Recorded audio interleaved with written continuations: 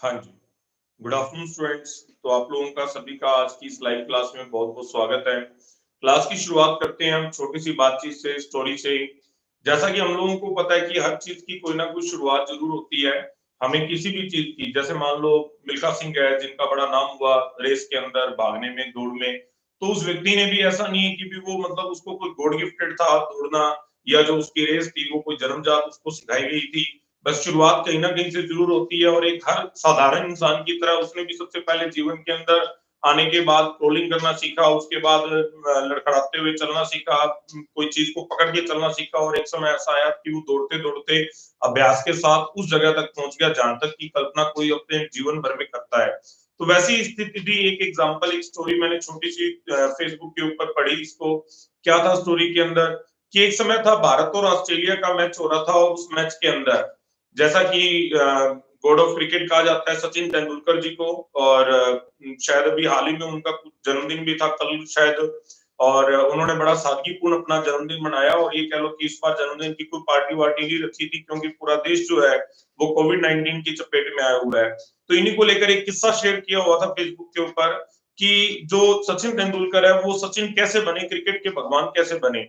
तो दौर था कि जब ब्रैड हॉग ने, ऑस्ट्रेलिया के एक बॉलर है, उन्होंने मतलब अपने शुरुआती दौर के अंदर ही सचिन जो अपने आप में क्रिकेट के भगवान साबित हो चुके थे, और जबरदस्त उनके रिकॉर्ड थे पूरे वर्ल्ड के अंदर। एक तरफ सामने थे सचिन, दूसरी तरफ थे ब्रैड हॉग, और ब्रैड हॉग ने एक बहुत शानदार बॉल फेंकी, और उसकी बदौलत ये हुआ कि सचिन क्लीन बोल्ड हो गए। क्लीन बोल्ड हो गए तो सचिन के लिए तो जैसे मान लो क्रिकेट है, क्रिकेट में हार जीत, लंबा स्कोर बनाना, बड़ा स्कोर बनाना और आउट हो जाना, ये सब चीजें चलती रहती है, खास बात नहीं थी। तो सचिन के लिए तो वो खास बात नहीं थी, लेकिन ब्रैड हॉग के लिए बहुत खास बात थी कि उन्होंने सचिन जैसे महान प्लेयर को क्लीन बोल्ड किया था। और वो जैसी बॉल को लेके, बॉल को चूमते हुए आगे बढ़े, सचिन पवेलियन की तरफ लौट रहे थे। ब्रैड हॉग के लिए आज वो बहुत खास दिन था, तो वो अपने उस खास दिन को सेलिब्रेट करना चाहते थे, और सचिन को भी उस खुशी में शामिल करना चाहते थे। वो दौड़ते हुए सचिन के पास गए, और उन्होंने बोला कि सर मैं आपका एक ऑटोग्राफ इसके ऊपर चाहता हूँ, ताकि मैं जिंदगी भर इसको याद कर रख सकूं कि मैंने क्रिकेट के इतने महान प्लेयर को अपने शुरुआती दौर में क्लीन बोल्ड किया था। तो सचिन को उसकी ये बात बढ़िया भी लगी, लेकिन खुद के लिए भी कहीं ना कहीं उसके अंदर एक मैसेज था। तो उन्होंने जब उसके ऊपर बॉल पे ऑटोग्राफ किया, तो साथ ही साथ एक बात उन्होंने ब्रैड हॉग को कान में कही कि ये आपके जीवन का पहला और आखिरी दिन है जब आपने मुझे क्लीन बोल्ड किया है, और आज के बाद आपके जीवन में ये दिन कभी नहीं आएगा। और सचिन ने अब उस बात को, उस कहे हुए अपने चैलेंज को साबित करने के लिए दिन रात एक किया, और जो जबरदस्त प्रैक्टिस में वो थे उससे भी ज्यादा प्रैक्टिस बढ़ाई। और उस प्रैक्टिस का नतीजा ये हुआ, उसके बाद से लेकर सचिन के संन्यास लेने तक लगभग 34 या 35 बार ब्रैड हॉग और सचिन आमने सामने हुए, लेकिन कभी भी ब्रैड हॉग सचिन को क्लीन बोल्ड नहीं कर पाए। और ये आंकड़े, ये तथ्य सारे के सारे आपके सामने है। यानी कोई भी व्यक्ति जो है वो महान बनता है, प्रैक्टिस की वजह से महान बनता है। एक महान चित्रकार की भी इसके अंदर कहानी को मैं शामिल करूंगा। एक बहुत बड़े पेंटर हुए, चित्रकार हुए, और उनका नाम पूरे विश्व के अंदर जो विख्यात था, पेबल पिकासो, पिकासो के नाम से उनको जाना जाता है। पिकासो अपने एक एग्जीबिशन से बाहर निकल रहे थे, उनके लिए खूब क्लैपिंग हो रही थी। उन्होंने बहुत बढ़िया बढ़िया पेंटिंग उसके अंदर लगा रखी थी। एक महिला पीछे से दौड़ती हुई आई, और उन्होंने बोला मैं आपकी बहुत बड़ी फैन हूँ, और मैं बचपन से आपका एक ऑटोग्राफ चाहती थी। तो पिकासो को अच्छा लगा, और पिकासो ने उनके लिए एक ऑटोग्राफ दिया। और उसके बाद उस महिला ने एक छोटी सी जिद पकड़ ली कि भी आप मेरे लिए कोई चाहे छोटी से छोटी पेंटिंग बना दो, लेकिन मेरे लिए एक पेंटिंग जरूर बना के दो। तो पिकासो ने उनके इस रिक्वेस्ट को, उस विनती को स्वीकार किया, और उन्होंने एक साइड में जाके उनके लिए छोटी सी पेंटिंग बनाई। उस पेंटिंग को बनाने में बड़ी मुश्किल से पिकासो को 30 से 40 सेकंड का समय लगा होगा। तो जो महिला थी, जो उनकी फैन थी, वो बड़ी आश्चर्यचकित हुई कि भी आपने सब 30 सेकंड में ये पेंटिंग बना दी, तो क्या आपने इसके अंदर अपनी जो आर्ट थी उसको इस्तेमाल किया या मतलब सिर्फ मेरा मन रखने के लिए वो पेंटिंग बना दी? तो पिकासो क्या जवाब देते हैं कि मार्केट में उस पेंटिंग की आप कीमत पता करो, अगर 50 लाख रुपए से 1 रुपया कम हो तो आप मुझे आके कहना। तो उस महिला ने पिकासो का नाम लेके उस पेंटिंग को मार्केट के अंदर बेचने की कोशिश करी या रेट पता करने की कोशिश करी, और उसको बिल्कुल सही पता लगा कि वो पेंटिंग वाकई 50 लाख रुपए की थी। उस महिला को बड़ा आश्चर्य हुआ। महिला कुछ दिन बाद दोबारा फिर पिकासो जी के पास पहुंची और उन्होंने कहा कि सर, मैं आपकी काबिलियत, आपकी महानता और आपकी इस आर्ट की फैन हो गई हूँ कि भी आपने सिर्फ 30 सेकंड्स के अंदर वो 50 लाख की पेंटिंग बना दी। तो ये इससे बड़ा अद्भुत करिश्मा कोई नहीं हो सकता, और कृपया आप मुझे भी अपना शागिर्द बना लो और मैं ये पेंटिंग सीखना चाहती हूँ, और मुझे भी ऐसी पेंटिंग बनाना सिखाओ कि मैं 30 मिनट के अंदर 50 लाख की पेंटिंग बना सकूं। तो पिकासो ने बड़े शांत लहजे के अंदर बड़ी गंभीरता के साथ जवाब दिया कि मैडम, जिस पेंटिंग को आप 30 सेकंड की पेंटिंग कह रहे हो वो सही मायने में 30 सेकंड की नहीं है, वो मेरे 30 साल की तपस्या का परिणाम है कि मैंने 30 सेकंड में पेंटिंग बना दी। तो कोई भी चीज, कोई भी खिलाड़ी, कोई भी महान आदमी जहां तक पहुंचा है, उसको महान बनने में जो तपस्या करनी पड़ी, उसको अपना पूरा जीवन, अब जीवन का हर एक क्षण उसको जो है वो उसके प्रति कुर्बान करना पड़ा। दंगल मूवी आप सभी ने देखी है, हमने देखा कि बच्चों को, उन दो छोटी छोटी लड़कियों को अपना पूरा बचपन न्यौछावर करना पड़ा, उनको अपनी छोटी छोटी खुशी छोड़नी पड़ी, तब जाके वो महान जो अपने रेसलर है वो बन पाई।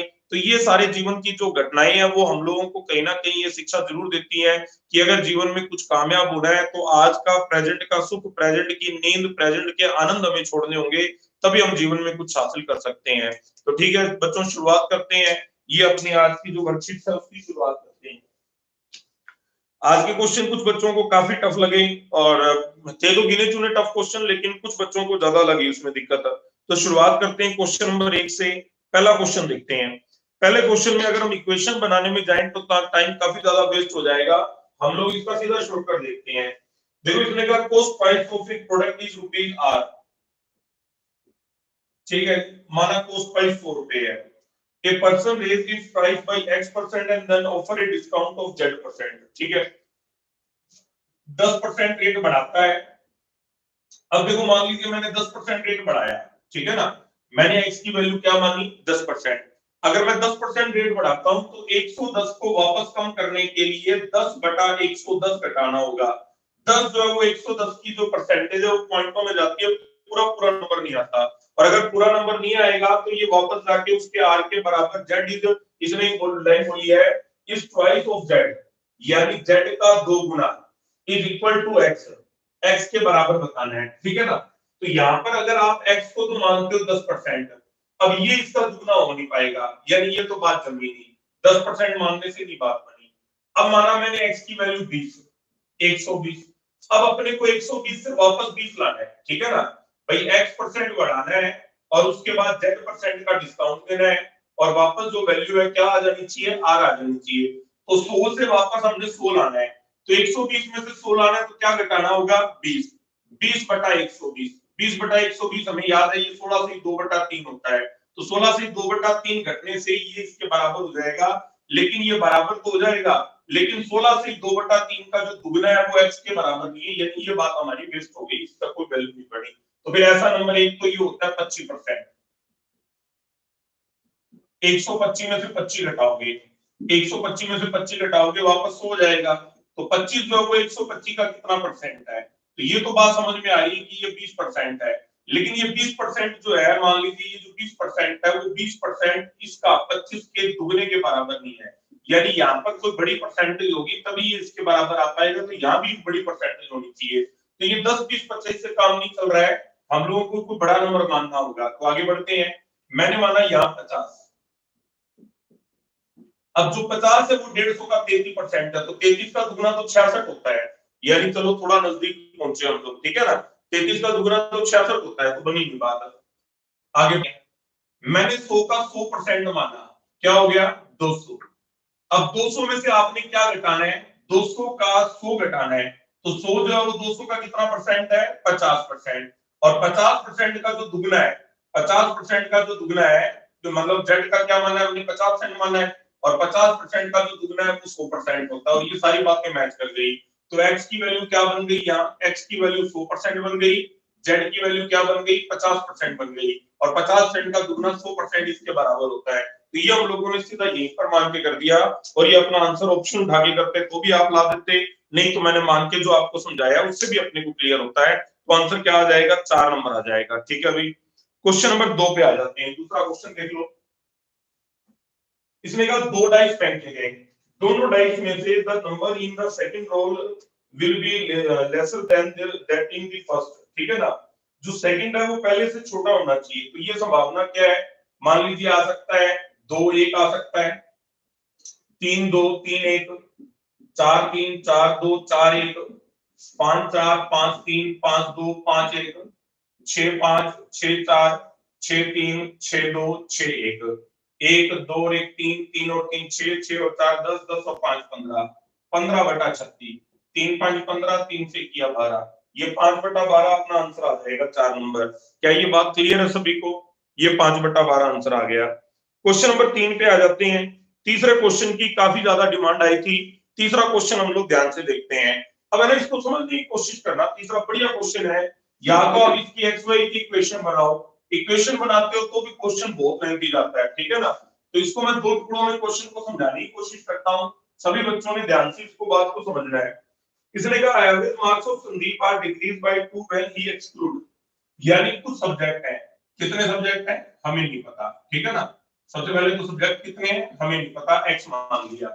एवरेज मार्क्स कितने हैं, एवरेज मार्क्स कितने हैं हमें ये भी नहीं पता, वाई मान लिया। ठीक है ना, अब इसमें क्या बात कह रहा है, कहता है इसके अंदर कह रहा है एक सब्जेक्ट को हमने निकाल दिया जिसके 40 नंबर थे, यानी 40 नंबर वाला सब्जेक्ट चला गया। 2 सब्जेक्ट हमने शामिल कर लिए, 2 सब्जेक्ट शामिल कर लिए, और 2 सब्जेक्ट के नंबर थे 30 + 28, यानी 58 हमने शामिल कर लिए। रिजल्ट क्या बना, x में 1 गया 2 आ गया, तो x + 1 हो गया। x + 1 होने से क्या होता है, x + 1 होने से एवरेज के अंदर, स्कोर के अंदर जो भी स्कोर था उस स्कोर के अंदर 40 नंबर घटे हैं और 58 नंबर जुड़े हैं। तो जुड़े कितने हैं, 18 नंबर, 18 जुड़े हैं। और वैल्यू क्या पड़ती है, वैल्यू ये पड़ती है कि एवरेज 22 से 2 डिक्रीज हो जाती है। ठीक है ना, एवरेज 2 डिक्रीज हो जाती है। सब्जेक्ट 1 जुड़ा है, नंबर टोटल 18 जुड़े हैं, और एवरेज 2 कम हो रही है। कुछ भी नहीं समझ में आया, ना एक्स समझ में आया ना वाई समझ में आया, यहां से कुछ नहीं पता लग रहा। अगली लाइन में ये और क्या बोलता है, अगली लाइन में ये बोलता है, मान लीजिए कोई बात, सब्जेक्ट एक्स है, एवरेज वाई है। ठीक है, एक तो ये हो चुका है कि भी एक सब्जेक्ट आ चुका है और 18 नंबर आ चुके हैं।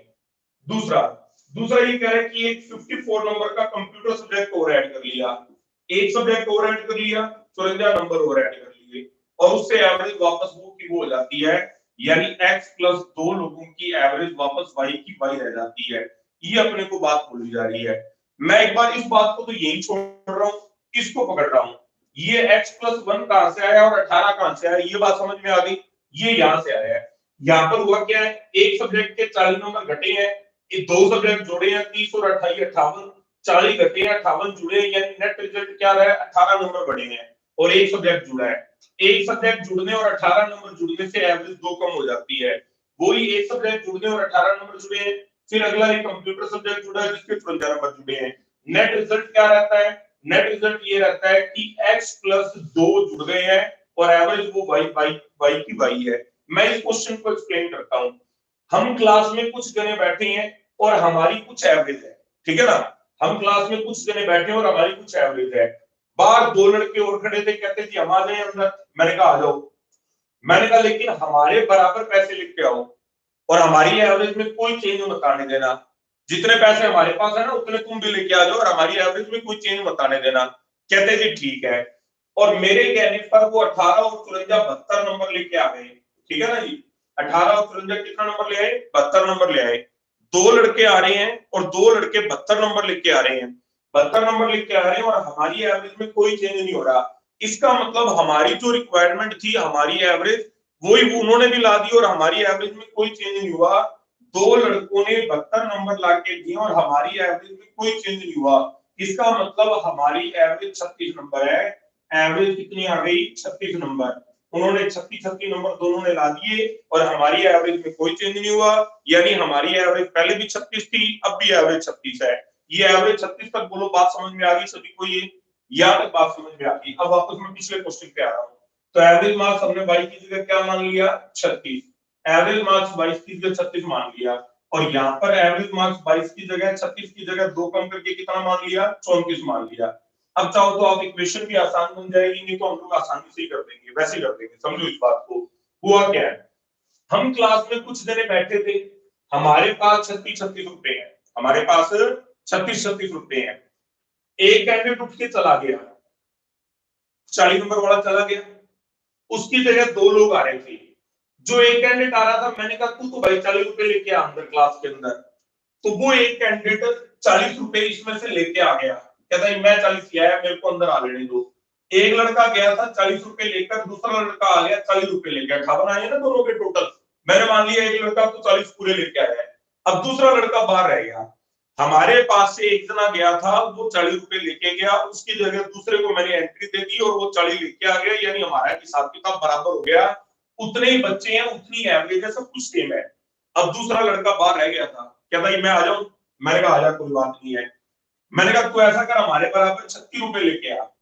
कहता मेरे पास 36 रुपए नहीं है, मैं तो सिर्फ 18 रुपए लेके आ रहा हूँ। मेरे पास 36 रुपए नहीं है, मैं तो सिर्फ 18 रुपए लेके आ रहा हूँ। मैंने कहा भाई तू 36 रुपए ले आ। कहता मेरे पास 18 रुपए है। उसने कितने का नुकसान करवा दिया, 18 रुपए का। 18 रुपए का नुकसान होने से हमारी एवरेज 2 कम हो गई, यानी 9 लोगों की एवरेज घट रही है। 9 में से 9वां कैंडिडेट तो वो खुद ही है, यानी हम पुराने लोग कितने थे, 8। ये 8 सब्जेक्ट की बात हो रही है, ये क्वेश्चन था। ठीक है ना। अगर इसको एक्स वाई से करते तो क्वेश्चन बहुत ज्यादा कंफ्यूजिंग हो जाता, कुछ लोगों से इक्वेशन नहीं सोल्व हो पाती, खासकर मेरे से नहीं हो पाती। ठीक है ना। लेकिन अगर इसको हमने ऐसे किया तो बड़ी आसानी से ये क्वेश्चन अपने को क्लियर हो गया। क्या ये बात सभी को समझ में आ गई भाई? आ रही है बात सभी को समझ में क्या? ठीक है, हाँ जी आगे बढ़ते हैं। ध्यान से देखना इसको, वीडियो को मेरी पॉज करके लास्ट में आराम से इसको देखना और समझना कैसे करवाया मैंने 2 टुकड़ों में क्वेश्चन ये। नेक्स्ट क्वेश्चन नंबर 4 के आ जाते हैं। चौथा क्वेश्चन आसान था, कई बच्चों ने पूछा हुआ, वैसे ये क्वेश्चन याद रख लेते हैं।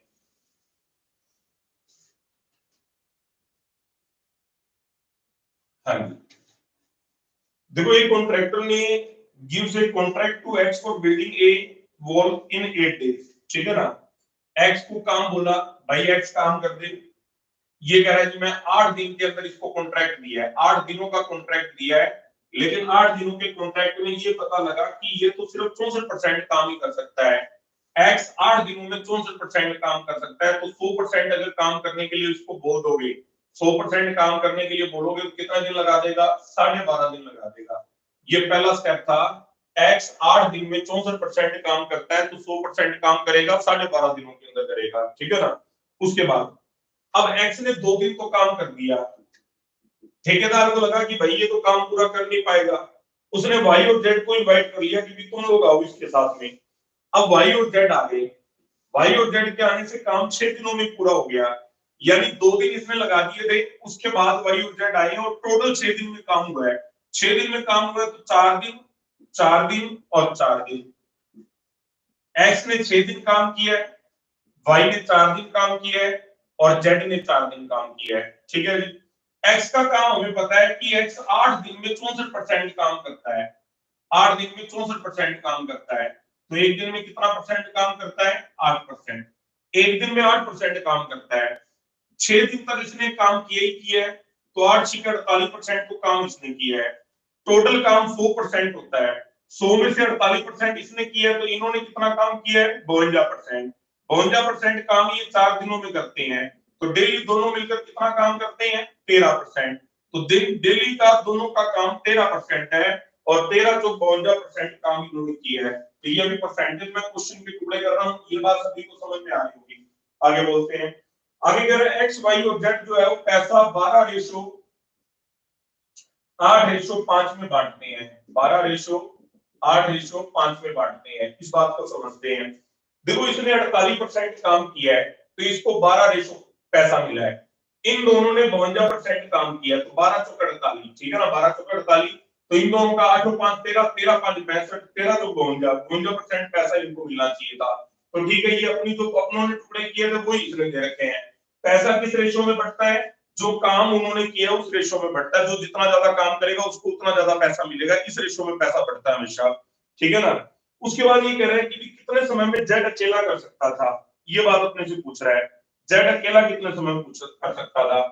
अब देखो ये 52% में से 8 रेशो इसको दिया और 5 रेशो दिया इसको, 8 और 5 टोटल कितना हो गया 13 रेशो, और इन्होंने 13 रेशो काम किया है, वो कह रहा है 52% काम किया है, 13 रेशो बराबर 52, तो एक बराबर कितना आएगा 4%, तो 4 8 32%, 4 5 20%, इसका मतलब जेड 20% काम करता है। क्या ये बात समझ में आ गई क्या?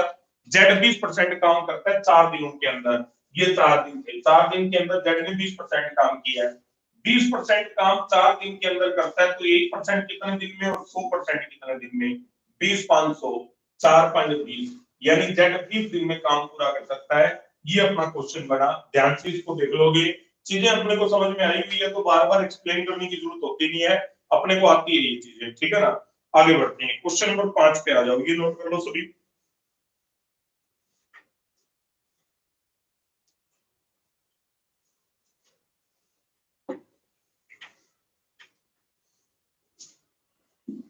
हाँ, क्वेश्चन नंबर 5 में भी बच्चों को दिक्कत लगी, ये हम लोग देखते हैं ध्यान से। नेगी और अतुल ने बिजनेस शुरू किया है, नेगी और अतुल, ठीक है, some investment, Negi works as a manager, get 2/5 of the annual profit as salary, 2/5 होता है 40%, नेगी को 40% पैसा तो सैलरी के रूप में मिल रहा है, ठीक है ना, annual profit as salary, and the remaining are equally divided among Negi and Atul, 100 में से 40% इसको दे दिया तो बचा कितना 60, 60 को दोनों ने बराबर बराबर बांट लिया, तो ये 40 और 30 70% नेगी ले गया और अतुल को 30% पैसा मिला है। एक कंडीशन तो ये है, ठीक है जी, एक कंडीशन तो ये है जिसमें 40% सैलरी और 30% दोनों को, एक तो ये सिचुएशन है। दूसरी दूसरी ये कह रहा है कि भाई if the entire profit was divided among Negi and Atul in the ratio of their investment, Negi would have rupees 14 less than what he was actually got. अगर नेगी और अतुल के अंदर ये पैसा इन्वेस्टमेंट की रेशो में बांटा जाता तो नेगी को 1400 रुपए कम मिलते, यहां से 1400 रुपए कम मिलते, ठीक है ना। अतुल गोट ए प्रॉफिट शेयर ऑफ रुपीज 5100, ठीक है। जब अतुल को 30% पैसा मिला, पहले अपने इसका टोटल प्रॉफिट निकाल लेते हैं, जब अतुल को 30% प्रॉफिट मिला तो अतुल कह रहा है कि मेरे को 5100 रुपया मिला है, 30% बराबर 5100, तो एक बराबर गुना 100 बराबर 0, 3 से किया 17, यानी टोटल प्रॉफिट कितना है 17,000, ये टोटल प्रॉफिट आ गया अपना 17,000 रुपया, और 17,000 को ये बांट रही है, 17 की 5100, इसको 5100 रुपया मिल रहा है, और 17 7 119, इसको 11,900 रुपया मिल रहा है। ये तो इस सिचुएशन में है जब ये सैलरी लेता है और बाकी प्रॉफिट आधा आधा बांटती है, ठीक है ना। अब दूसरी सिचुएशन क्या आती है, क्या था अगर पैसे को इन्वेस्टमेंट की रेशो में बांटा जाए, अगर इन्वेस्टमेंट की रेशो में बांटा जाए तो नेगी को प्रॉफिट 1400 रुपए कम मिलेगा, 11,900 से 1400 रुपए कम करोगे तो 10,500 मिल जाएगा, और इसके अंदर 5100 में 1400 जोड़ोगे तो इसको प्रॉफिट मिल जाएगा 5100 1400 कितना हो जाता है 6500, यानी ये प्रॉफिट को किस रेशो में बांटते हैं, 5 से किया 21, 5 से किया 13, 21 रेशो 13 में बांटते हैं, ठीक है ना। अतुल की जो इन्वेस्टमेंट है वो 52,000 है, अतुल की इन्वेस्टमेंट 52,000 है, 13 रेशो बराबर 52,000, तो एक बराबर 4,000, 21 चौक 84,000, ये 84,000 का नेकी की इन्वेस्टमेंट आ जाएगी टू द पॉइंट। बोलो ये बात समझ में आई सभी को क्या, ठीक है ना। यहाँ पर हमने उसके पुराने क्वेश्चन को पूरा सोल्व किया, 40% सैलरी, 30% हिस्सा, 40 और 30 70 और 30, अतुल का हिस्सा 5100 है, 30 बराबर 5100, तो टोटल 17,000 हो गया, 17 7 119, 11,900। एक तो क्वेश्चन ये बनता है, अगर वो इन्वेस्टमेंट में बांटेंगे तो 11,900 से 1400 कम मिलेगा, 10,500, और टोटल प्रॉफिट 17,000 है, 17,000 में से 10,500 इसको मिल रहा है तो इसको 6500, यानी इनकी इन्वेस्टमेंट की रेशो 21 रेशो 13 है। अतुल 52,000 का लगा रहे हैं तो एक बराबर 4,000, 21 तो 84,000, इसका 84,000 आ जाएगा, ये अपना आंसर आ जाएगा, ठीक है, ठीक है, बहुत बढ़िया। आगे बढ़ते हैं, क्वेश्चन नंबर 6 पे आ जाते हैं, छठा क्वेश्चन यहाँ देख लेते हैं। छठे क्वेश्चन के अंदर आपको 2350 की कोई जरूरत नहीं थी, सीधा 100 रुपया मान लो, रूटीन में तो वो 100 रुपए में बेचता है, लेकिन एक दिन उसने क्या किया, 100 रुपए पर पहले 15% डिस्काउंट दे दिया 85, फिर उसके ऊपर 25% और डिस्काउंट दे दिया 21 रुपए 25 पैसे, 85 में से 21 गए 64 63 73 हो गया, उसके ऊपर 8% एडिशनल चार्ज कर दिया। 8 × 48 4 रुपए 80 पैसे, 8 × 24 5 रुपए 4 पैसे, 5 रुपए 4 और 6 5 रुपए 10 पैसे, 63 और 5 68 रुपए 85 पैसे। पहले 100 रुपए में बेचता था, 68 85 में बेचता है, यानी कितने का नुकसान हो रहा है? 31 15 का नुकसान हो रहा है। और आंसर आ जाएगा ये 4 नंबर। बोलो बात समझ में आई? क्या हो जाएगा ये? नेक्स्ट क्वेश्चन नंबर 7 पे आ जाओ। 7वां देख लेते हैं। 7वें क्वेश्चन के अंदर क्या है? 150 कैलकुलेटर खरीदे 250 रुपए पर पीस के हिसाब से, 250 रुपए पर पीस, ठीक है ना। अपन इसको पर पीस क्वेश्चन में कर लेते हैं और कैलकुलेटर की संख्या है 150 रुपया, 250 रुपए 150 पीस, ठीक है। उसके बाद क्या कर रहा है? 2500 रुपया ट्रांसपोर्ट और पैकिंग पे खर्च करता है। ये 2500 रुपया पैकिंग वाला अलग रख लेते हैं, इसको बाद में खर्चे में डाल देंगे, ठीक है ना। अभी हमारी 250 रुपए कॉस्ट प्राइस है, 250 रुपया हमारी कॉस्ट प्राइस है, ठीक है ना। ये हमारी कॉस्ट है। उसके बाद इसने क्या किया? 320 रुपए डिस्काउंट, 320 रुपए इसका मार्केट प्राइस रखता है और उसके ऊपर 5% डिस्काउंट देता है, 16 रुपया। और कितने में बेचता है? 304 रुपए में बेचता है, ठीक है ना। प्रॉफिट की परसेंटेज हमने बतानी है। अब देखो 250 में खरीदा और 304 में बेच रहा है, क्या कमा क्या रहा है? 54 रुपीज कमा रहा है। 54 रुपीज कमा रहा है 150 पीस के ऊपर, 150 पीस के ऊपर 53 रुपए कमा रहा है। तो एक पीस के ऊपर 150 पीस के ऊपर 53 रुपया कमा रहा है, तो 150 53, ये 27 ये 8100 रुपया हो गया, ठीक है ना। 8100 रुपए में से 2500 रुपया जो पैकिंग वाला था वो भी घटा दो, ये कितना रह जाएगा? 5600 रुपया रह जाएगा। 8100 8500 और 5600 रुपया। अब देखो 5600 रुपया जो प्रॉफिट कमाया वो आपने कॉस्ट प्राइस पे कमाया, तो यहाँ पर अगर इंडिविजुअल पूछता प्रॉफिट कितना हुआ तो हमने सीधा सीधा 5600 रुपया निकाल लिया। लेकिन प्रॉफिट की परसेंटेज पूछ लिया तो फिर आपको पीछे वापस कॉस्ट प्राइस निकालनी पड़ेगी, फिर कोई इलाज नहीं है। 250 गुना 150 होता है, ये 37,500 रुपया होता है। 15 25 373 होता है और 2 जीरो लग के 37,500। 37,500 के ऊपर 2500 रुपया आपका पैकिंग का खर्चा है, तो टोटल कॉस्ट कितनी हो गई? 40,000। 40,000 के ऊपर 5500 कमाया आपने, 14 चौक 55, कितना परसेंट प्रॉफिट हो गया? 14% प्रॉफिट हो जाएगा। आंसर 2 नंबर आ रहा है। ये 2 नंबर क्या? ठीक है जी। क्वेश्चन नंबर 8 पे आ जाते हैं। 8वां क्वेश्चन देख लो। इसने कहा Anshul deposit two part of a sum of ₹25,000। एक के अंदर 15% और दूसरे पे 18% है, ठीक है। कुछ पैसा 15% पे और कुछ पैसा 18% पे। इन 1 ईयर ही गोट रुपीज 4050। तो ये आसान क्वेश्चन है, आपने ऐसे मैंने लिखा लिखती आपको याद आ गया होगा। 25,000 में से कुछ पैसा 15% पे, कुछ पैसा 18% पे। 15 पे कितना 18 पे कितना नहीं पता, नहीं पता तो एक बार ये मानेंगे सारा का सारा पैसा 15% पे इन्वेस्ट किया है, तो ये 25,000 का 15%, 25,000 का 15%, 25 15 3750 होता है, ये याद रखा करो। ये 3750 अगर घटा दोगे तो कितना रुपए ज्यादा है? 300 रुपए। वो कह रहा है 3% ज्यादा है, 3% बराबर 300, तो एक बराबर गुना 100 बराबर कितना आ गया? 10,000। यानी उसने 10,000 रुपया तो ज्यादा वाले पे इन्वेस्ट किया है और 15,000 रुपया कम वाले पे इन्वेस्ट किया है। तो अपने से 18% पे पूछा तो 10,000 आंसर आ जाएगा। और आंसर क्या लगाओगे? 4 नंबर आ गया। बोलो बात समझ में आई क्या? तो ये 4 नंबर आंसर आ जाएगा, ठीक है भाई। क्वेश्चन नंबर 9 पे आ जाते हैं। 9वां क्वेश्चन देख लो। 9वें क्वेश्चन के अंदर क्या था तो डिफरेंस ही पूछा आसान, लेकिन कर दिया उसको half yearly compound. The difference between the simple interest and compound interest compounded every 6 month. ये एवरी 6 मंथ करने से क्वेश्चन आगे बढ़ गया, ठीक है ना। At the rate of 10% per month eight the end of 2 year, ठीक है। यहाँ पर प्रिंसिपल हमने 10,000 रुपया मान लिया, रेट ऑफ इंटरेस्ट 10% है, टाइम 2 साल है, ये पर एनम है। वो कह रहा हाफ ईयरली कंपाउंड है, हाफ ईयरली कंपाउंड है, प्रिंसिपल में कोई चेंज नहीं है, रेट ऑफ इंटरेस्ट का आधा करोगे, टाइम का दुगना करोगे, और ये मैं यहाँ पर कंपाउंड इंटरेस्ट निकाल रहा हूँ कितने टाइम का? 4 साल का ब्याज निकाल रहा हूँ, ठीक है ना। क्यों करना पड़ रहा है? क्योंकि हाफ ईयरली कंपाउंड होने से क्वेश्चन लंबा चला गया ये, ठीक है ना। 10,000 का पहले साल का ब्याज हो गया, 10,000 का 5% 500 रुपया हो गया। दूसरे साल 500 रुपया तो मिलना ही मिलना है, 500 का 5 25 रुपया और मिलेगा, तो ये 525 हो गया। तीसरे साल 525 तो मिलना ही है, इसका 25 5% हो गया 26 रुपए 25 पैसे, 551 रुपए 25 पैसे। चौथे साल 551 रुपए 25 पैसे के ऊपर 5%, इसका 10% है 55 रुपए 12 पैसे, 55 का आधा हो गया 27 रुपए 50 पैसे, 27 50 कर लो 27 73 कर लो, कोई खास बात नहीं है। 550 और 27 570, 570 578 579 कर लेते हैं यहाँ, ठीक है ना। अब ये जोड़ दिया 5 10 15 20, 20 7 और 5 12, 20 और 1 2120, 2120 और 2135, ये 2135 रुपए ब्याज आ गया टोटल ब्याज, ठीक है ना।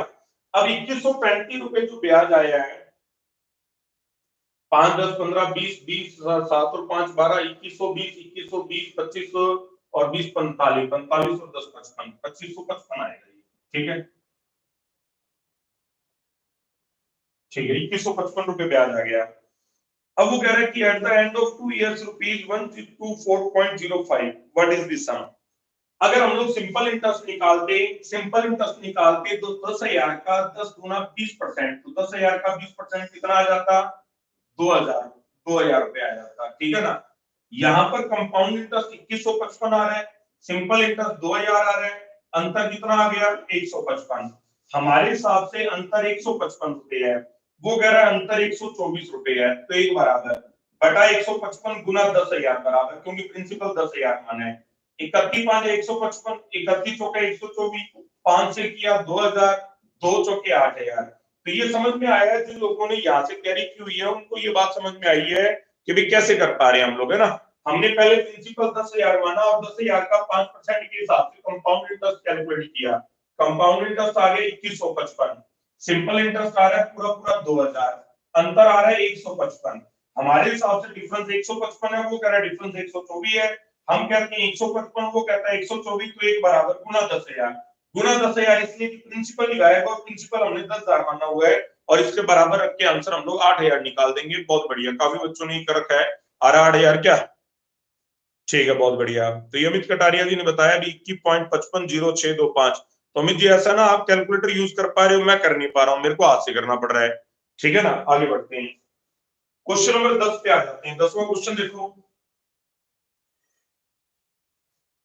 हाँ जी, देखो दो मिश्रण है कॉपर और जिंक के, कॉपर और जिंक, कॉपर और जिंक क्या है, पहला तो है 4:1 में कॉपर और जिंक, और दूसरा है 3:1 के दूसरा 1:3 के अंदर। पहले का मिश्रण लिया हमने 10 किलो, तो 4 और 1 5, 5 बराबर 10 किलो, तो 1 बराबर 2 किलो, 2 चौके 8 किलो, 2 एकम 2 किलो, 1 और 3 4, 4 बराबर 16 किलो, तो 1 बराबर 4, 4 एकम 4 किलो, 4 तिया 12 किलो, टोटल किया 8 और 4 कितना हो गया 12 किलो कॉपर हो गया, 12 और 2 कितना हो गया 14 किलो जिंक हो गया। फिर कह रहा है इसमें कुछ कॉपर और मिला देना है, और कुछ कॉपर और मिला के रेशो क्या बना देनी है, 3:2 बना देनी है। कॉपर मिलाने की बात चल रही है, जिंक में कोई चेंज नहीं है, जिंक पहले भी 14 किलो था, अब भी 14 किलो है, 2 रेशो बराबर 14, तो 1 बराबर 7, 7 की 21 आ गया, 21 और 14 टोटल 35 किलो का मिश्रण बनाने की बात हो रही है। इसने टोटल मिश्रण पूछा था, तो आंसर 35 किलो आ जाएगा। बोलो आ रहा है 35 किलो का, ठीक है बहुत बढ़िया। नेक्स्ट आगे बढ़ते हैं, क्वेश्चन नंबर 11 पे आ जाओ।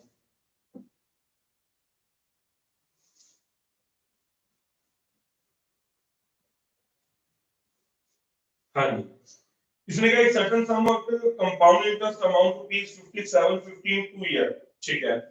कोई प्रिंसिपल कंपाउंड इंटरेस्ट से 2 साल में बढ़कर 5750 हो जाता है, और 3 साल के अंदर बढ़ के 8625 हो जाता है, तो ये 3 साल में बढ़कर 8625 हो जाता है, ठीक है। तो ये कह रहा फाइंड द परसेंटेज इंटरेस्ट बताना है। देखो कंपाउंड इंटरेस्ट में क्या होता है, प्रिंसिपल में हर साल ब्याज कैलकुलेट होता है, ठीक है ना, हर साल ब्याज कैलकुलेट होता है, और वो ब्याज कैलकुलेट होके प्रिंसिपल में जुड़ जाता है, और प्रिंसिपल में जुड़ के हर साल एक नई अमाउंट बना देता है। तो वो यहाँ पर क्या है, 2 साल का ब्याज जुड़ा हुआ है, लेकिन 2 साल के बाद टोटल अमाउंट ये 5750 ही है, और तीसरे साल जो ब्याज जुड़ रहा है सिर्फ तीसरे 1 साल का ब्याज जुड़ रहा है, तो ये 5750 से बढ़कर 8625 हो गया। कितना बढ़ रहा है ये बढ़ रहा है 2875 रुपया, और ये 2875 किस पे बढ़ रहा है, 5750 के ऊपर बढ़ रहा है। तो ये 2875 5750 का 28 गुना 56 पूरा पूरा 50% है, तो ये रेट ऑफ इंटरेस्ट 50% आ जाएगा। ये हम लोगों ने क्वेश्चन किया हुआ है, ठीक है ना, तो लगाओ ये 50%। क्वेश्चन नंबर 12 पे आ जाते हैं। 12वां क्वेश्चन देख लेते हैं।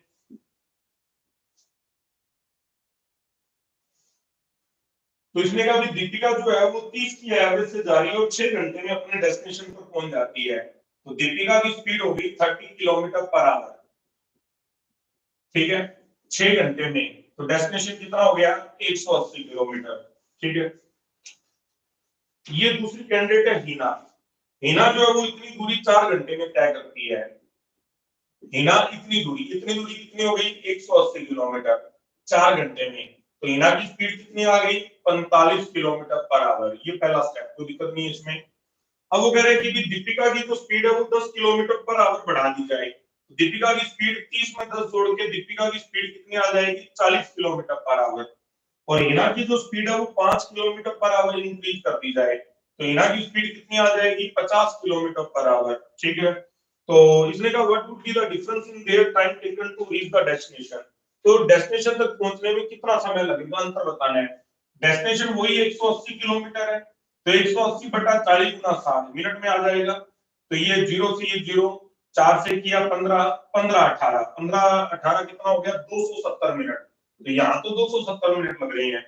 यहाँ स्पीड वो 50 की है, जाना कितनी दूर है? 180 किलोमीटर। कितना समय लगेगा? तो गुना 60 हम लोग कर लेते हैं। 0 से ये 0, 5 से किया 12, 18 12 216 मिनट लगेगा। यहाँ 270 मिनट लग रहे हैं, यहाँ 216 मिनट लग रहे हैं। अंतर कितना आ गया? 54 मिनट का आ गया। ये अपना आंसर आ जाएगा। क्लियर है सभी को? ये आंसर आ जाएगा। Question number 13। 13वें में सिर्फ मल्टीप्लाई है, प्लस माइनस करना है, सीधा कर लोगे आप लोग। 13वें का आंसर लगा लो 1 नंबर। आ रहा है ना 1 नंबर? ये हो जाएगा। Question number 14। 14वें के अंदर भी सीधी रेशो बनानी है, मैं बता देता हूं। ये 14वें में ये कह रहा है speed of boat in downstream 140% of the upstream. Upstream से 140% है, ठीक है ना। 20 सात है 140, 20 500, 7:5 आ गया, ठीक है ना। 7:5 आ गया। अब वो कह रहा है कि नाव और धारा, नाव और धारा हम लोग निकाल देते हैं। नाव की स्पीड है 7 + 5, डाउनस्ट्रीम प्लस अपस्ट्रीम अपॉन 2, 7 और 5 12/2 कितना आ गया? 6। धारा की स्पीड है 7 - 5/2, 7 में से 5 के 2, 2/2 कितना आ गया? 1। अब उसने अपने को पूछा है कि बोला है कि धारा की जो स्पीड है 3 किलोमीटर है। धारा की स्पीड 3 है, तो नाव की स्पीड कितनी हो जाएगी? 3 × 6 18 किलोमीटर। फिर ये कह रहा find out the time taken by boat in still water. अब रुके हुए पानी के अंदर तो सिर्फ नाव की स्पीड चाहिए। 18 की स्पीड से 18 × 72 40 घंटे का समय लग जाएगा। ये अपना आंसर आ जाएगा 1 नंबर। बोलो ये 40 घंटे समझ में आ गया? ठीक, आगे बढ़ते हैं। क्वेश्चन नंबर 15 पे आ जाओ। 15 में बोल रहा है कि एक सर्कल है और एक सर्कल के ऊपर एक बड़ा सर्कल बनाया गया है, यानी उसके ऊपर जो अगर जैसे इस तरह से है, ये इसकी कुछ रेडियस है और इसके चारों ओर 2 मीटर चौड़ाई का एक रास्ता बनाया गया। ये 2 हो जाएगा, ठीक है ना। ये 2 हो जाएगा और ये पूरी रेडियस x + 2 हो जाएगी। तो यहाँ पर वो कह रहा है कि 32 पाई का अंतर है, तो 32 पाई से सीधा सीधा ले लिया, यानी दो अपने को ऐसे रेडियस देखनी है जिनका जो अंतर है वो 32 हो जाए। कोई भी दो देख लो, जैसे पहला ऑप्शन है 8 है, ठीक है ना। तो ये पूछ रहा है कि भी then find the radius of circular park, ठीक है ना, यानी पार्क x की वैल्यू पूछ रहा है। पहला ऑप्शन 8 है, तो 12 वाली 10 हो जाएगी। 8 की स्क्वायर 64 होती है, 10 की स्क्वायर 100 होती है, तो 64 और 37 का अंतर 100 का अंतर कितना हो गया? 36। तो थोड़ा कम कर लेते हैं, 7 और 9। 7 की स्क्वायर 49 होती है, 9 की स्क्वायर 81 होती है, यहाँ का अंतर 32 आता है, तो 7 और 9 हो जाएगा। अंदर वाले की जो रेडियस है वो 7 हो जाएगी और टोटल रेडियस 9 हो जाएगी, तो 7 अपना आंसर आ जाएगा। आंसर लगा लो 5 नंबर, यानी 32 का डिफरेंस ही लाना था और कुछ नहीं करना था इसके अंदर। आगे बढ़ते हैं, क्वेश्चन नंबर 16 पे आ जाओ। 16 में ये कह रहा है कि 3:2 है, 40 लीटर जो है वो मिश्रण रिप्लेस कर दिया बी के साथ। ये लगातार क्वेश्चन आ रहा है पिछले 2-3 दिनों से, रेशो बराबर करने वाला क्वेश्चन ये वो है, ठीक है ना। इसने कहा ए और बी 2 लिक्विड है और उनके बीच में 3:5 की रेशो है और इसमें से 40 लीटर मिश्रण रिप्लेस किया जा रहा है और अभी भी रेशो 3:5 ही रहेगा और इसको बी से बदल दिया जा रहा है और फिर रेशो हो जाती है 18:35। समझेंगे इस बात को? देखो यहाँ पर कुछ मिलावट हो रही है, यहाँ कोई चेंज नहीं है। यहाँ 18 है तो 3 का 6 गुना होता है 18, ये 5 का 6 गुना होता है 30। याद से पुरानी रेशो जरूर काट देंगे, ये 18 का 18 रह गया, ये 30 से बढ़कर 35 हो गया। कितना बढ़ता है? 5 5 = 40। 5 बराबर 40, तो 1 बराबर कितना हो गया 8। एक रेशो की वैल्यू 8 हो गई। याद से ना ये 3 और 5 काट देना, गुना इससे करना है। 30 और 18 48, 48 गुना 8 कर लो, 384 होता है ये 384 कब है, जब 40 लीटर निकाल दिया गया, ठीक है ना। Find out the initial quantity of mixture. तो 384 में 40 वापस जोड़ दो, ये 424 आ जाएगा। ये 424 लीटर अपना आंसर हो गया। क्लियर है ये अपने को क्या रेशियो बराबर करने वाला क्वेश्चन था। नेक्स्ट क्वेश्चन नंबर 17 पे आ जाओ। 17वें क्वेश्चन में देख लेते हैं, ये आसान है, कर लेना इसको ना, हो जाएगा। 17वें का लगाओ 2 नंबर, लगा लोगे 2 नंबर, ये 17वां हो जाएगा।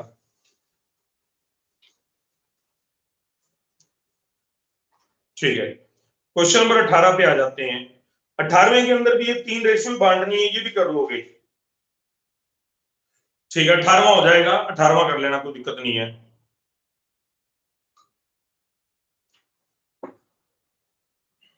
हाँ जी, क्वेश्चन नंबर 19 पे आ जाओ।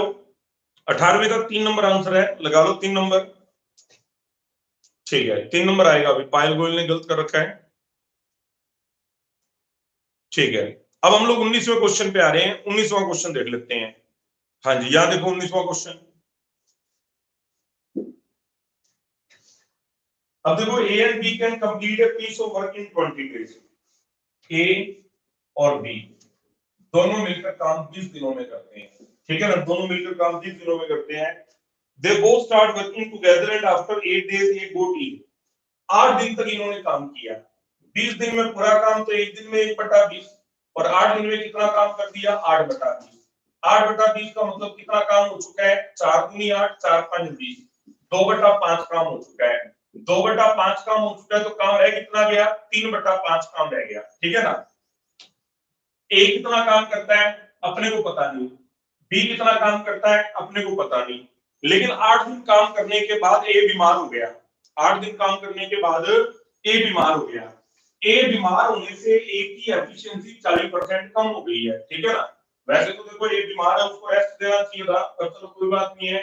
ए की 40% एफिशिएंसी कम हो जाती है, यानी यहां पर अगर उसकी एफिशिएंसी 100% थी, तो यहां पर उसकी एफिशिएंसी 60% हो जाती है। यानी यहां पर अगर वो 5 खिलौने बनाता था, तो यहां पर वो 3 खिलौने बनाने लग गया। क्या ये बात समझ में आई, क्या बात समझ में आई सभी को ये? ठीक है, ये कितना काम कर रहा है हमें ये नहीं पता, अगर यही पता लग जाए तो क्वेश्चन खत्म ही हो जाएगा। ये 5 खिलौने बनाता है, ये पता नहीं कितने खिलौने बनाता है, लेकिन ये लगातार उतने ही खिलौने बनाता रहा, ये नहीं रुका, ठीक है ना। अब बारी इसकी आ गई, ये 5 खिलौने बनाता था और ये 3 खिलौने बनाने पे आ गया। इसने टोटल काम कितना करना था, इसने 5 खिलौने के हिसाब से 20 दिन के अंदर 20 5 100 खिलौने बनाने थे, ठीक है ना। इसका कितना काम है हमें नहीं पता बी का, लेकिन मैंने ए के ऊपर बात कर रहा हूं। ध्यान से सभी समझना, बढ़िया क्वेश्चन है ये। मतलब इसको पूरा तैयार करने में मेरे को खुद को बड़ा टाइम लगा। ध्यान से समझना इसको कैसे करवा रहा हूं मैं, ठीक है ना।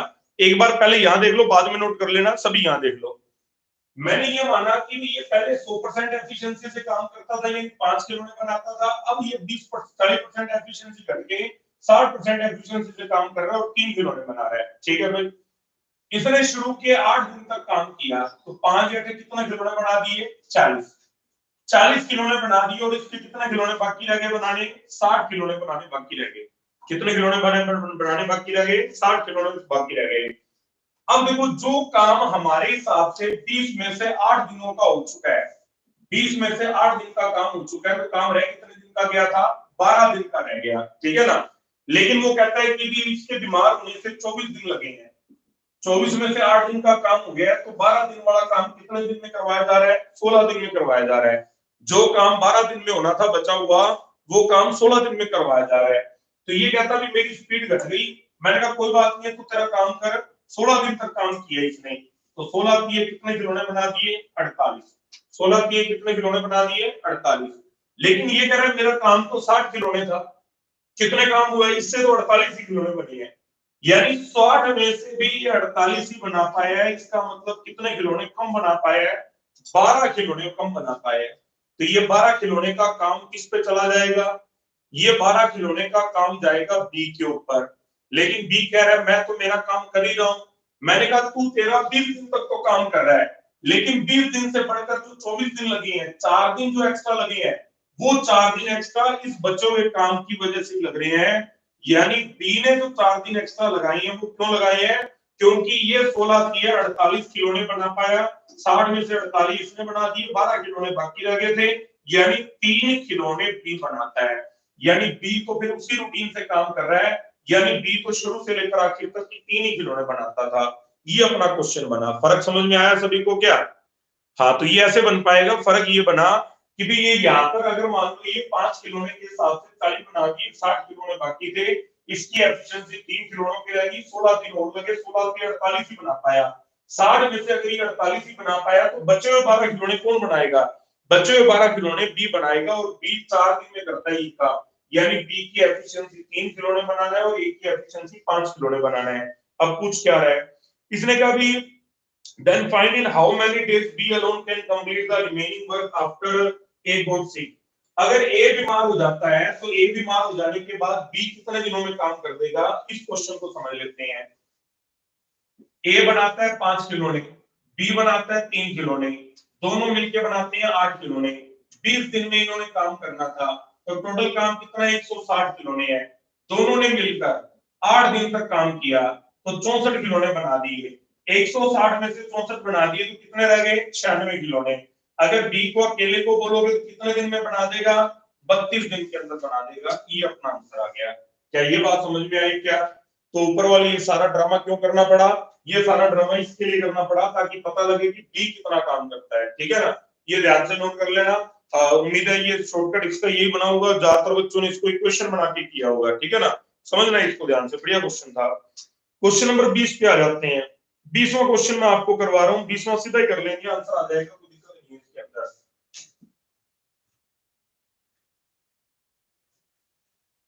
हाँ जी, देखो ए के अंदर x लीटर मिल्क है, उसमें से 4 लीटर निकाला जा रहा है और उसकी जगह फिर से पानी, दूध मिला दिया या पानी मिला दिया, पानी मिला दिया, फिर से 4 लीटर निकाला और फिर से पानी मिला दिया, और ऐसा 2 बार करने के बाद क्या रेशो बचती है? 16:9 बचती है। 2 बार किया और ये 16:9 बचा है, जिसमें 16 दूध है, 9 पानी, और टोटल कितना है? 25।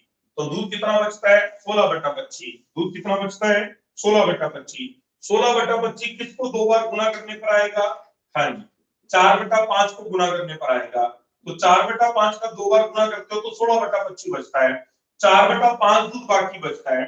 4/5 दूध कब बाकी बचता है? जब 1/5 दूध निकाला जाता है। हम कह रहे हैं 1/5 दूध निकाला गया, वो कह रहे हैं 4 लीटर दूध निकाला गया है। तो बताओ शुरुआत में टोटल दूध कितना था? 20 लीटर। 20 लीटर एक्स की वैल्यू आ जाएगी। आ रहा है 20 लीटर क्या? ठीक है, नन ऑफ दिस लगा लो, क्योंकि ऑप्शन में 20 लीटर है नहीं। तरीका यही था, मतलब अपने को बीच वाली रेशो नहीं देखनी थी, 4:1।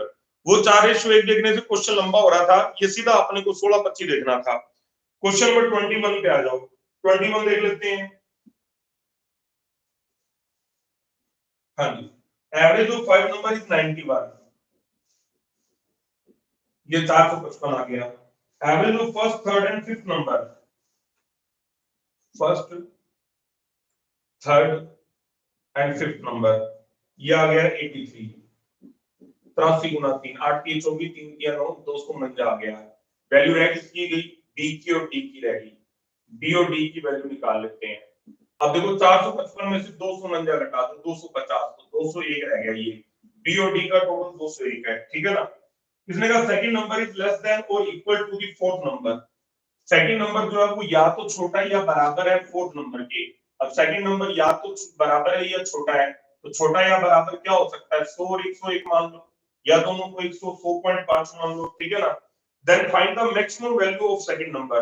तो maximum value of second number बतानी है अपने को। इसने कहा भी the second number is less than और equal to the fourth number. तो सेकंड और फोर्थ का जो टोटल है 201 है। 455 में से 249 घटाओगे तो ये 206 आएगा, और 206 के दो टुकड़े बराबर बराबर करोगे तो 103 103 आएगा। तो ये बी की मैक्सिमम वैल्यू 103 हो सकती है। आंसर 4 नंबर आ जाएगा। क्लियर है सभी को क्या? ठीक है जी। क्वेश्चन नंबर 22 पे आ जाओ। 22वां ठीक था क्वेश्चन।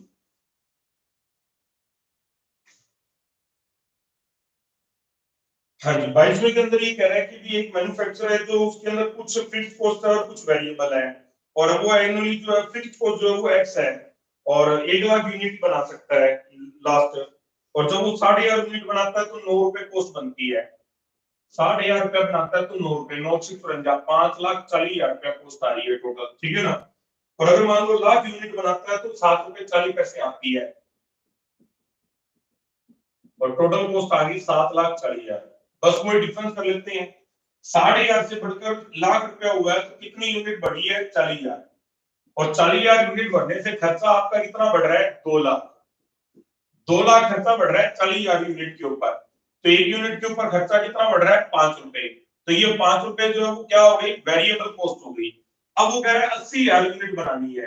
देखो 5,000 जो है वो वेरिएबल कॉस्ट है, 60,000 यूनिट जब आप बनाते हो, 5 रुपए वेरिएबल कॉस्ट है, तो 60,000 गुना 5 कितना हो गया, 3 लाख रुपया। 540 में से 3 लाख रुपया अगर वेरिएबल है तो 2,40,000 रुपया जो है वो फिक्स कॉस्ट है। अब अपने से पूछा क्या है, कहता 80,000 यूनिट बनानी है। 80,000 यूनिट बनानी है, 5 रुपए वेरिएबल है, तो 4 लाख रुपया तो हो गया और 240 उसका फिक्स हो गया। तो 4 लाख और 240 कितना हो गया, 6,40,000। ये अपना आंसर आ जाएगा। अब उसने कहा कॉस्ट कितनी पड़ेगी, तो कॉस्ट कितनी पड़ेगी ये अपने को बतानी है। 80,000 यूनिट बना रहे ना और 20% प्रॉफिट कमाना है। अब देखो 6,40,000 रुपए कॉस्ट है, 640 कॉस्ट है 80 यूनिट की, तो 8 रुपए हो गई।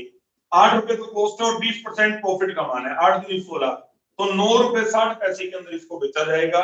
9.6 जो है वो इसका सेलिंग प्राइस आ जाएगा, ठीक है, बहुत बढ़िया। अब आप लोग फटाफट स्कोर काउंट कर लो, 22 क्वेश्चन थे, फटाफट स्कोर बताओ 22 क्वेश्चन में क्या स्कोर रहा है।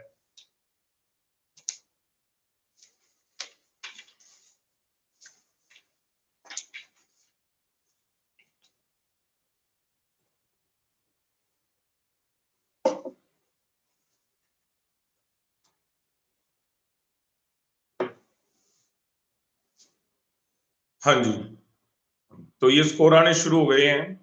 स्कोर ये आ रहे हैं, सबसे पहले तो अंकुश चौधरी के हैं 20 नंबर, मोहित गर्ग के सारे सही हैं, दीपिका के 21 हैं, राजदीप के 18 हैं, सतवीर के 18 हैं, स्टेफी सिंगला के 20 है, ऋषुपुरी के 18 हैं, प्रिया मित्तल के 22 हैं, युक्ति के 18 हैं, पायल गोयल के 22 हैं। तो आज 22 में से 22 बहुत लोगों के आ रखे हैं और बहुत बढ़िया बात है। देखो पता क्या है, जब आप ऐसे स्कोर बोलते हो ना तो लोगों को कम विश्वास हो पाता है, क्योंकि उनके खुद के आए नहीं होते हैं, उनके नंबर आए होते हैं 10-10 12-12, तो उनको ये लगता है कि जिनके ये नंबर पूरे आ रखे हैं वो झूठ बोल रहे हैं बच्चे, ठीक है ना। लेकिन हमें हकीकत पता है। अभी अपना जैसे आरबीआई की जो कट ऑफ गई थी, अपने को भी पता है आरबीआई की कट ऑफ कितनी गई थी, कितनी गई थी, 96.25 गई थी। 96.25 कट ऑफ जाने के बाद भी अपनी एकेडमी से लगभग 38-40 लोगों का पेपर पास हुआ है, यानी 100 में से 96.5 से नंबर ज्यादा लाने वाले बच्चे अपने पास थे 40।